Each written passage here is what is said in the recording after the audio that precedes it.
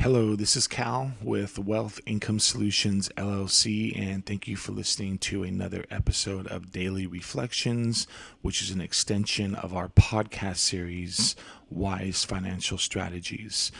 We created this series as a means to educate investors about what's really happening with financial news and how that pertains to their long-term investments, allowing them to tune out the noise and focus on what's relevant. Today is July 20th, 2021, and yesterday the market took a fall of over 700 points on the Dow Jones. And there was a reason for this, kind of more of like a domino effect.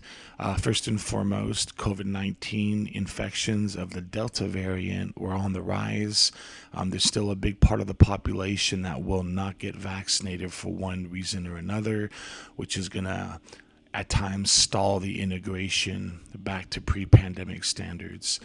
The truth is that everyone is trying to push moving forward. The stock market is over leveraged. It's not reflective of the strength of today's economy. We will get back there, but as we move forward, we're going to see dips like this in the near future.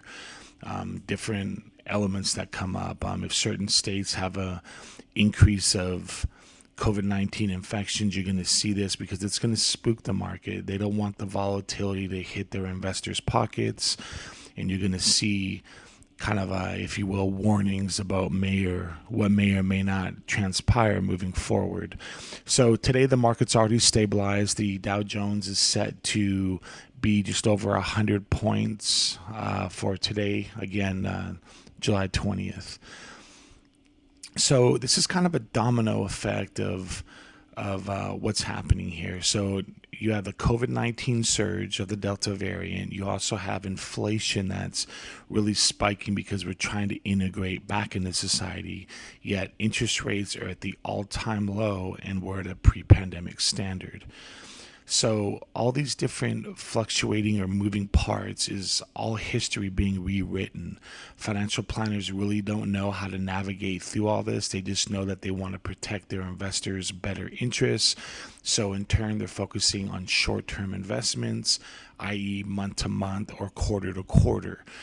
This is causing a lot of investors to take a step backwards on their long-term goals because, again, the summation is the market is over leveraged. We're not back to where pre-pandemic standards are. That, along with the integration of the federal stimulus or the quantitative easing, is causing the market to react in ways that it's never really reacted before. If you check some of our previous shows, it'll kind of highlight what I mean by the effects of the federal stimulus.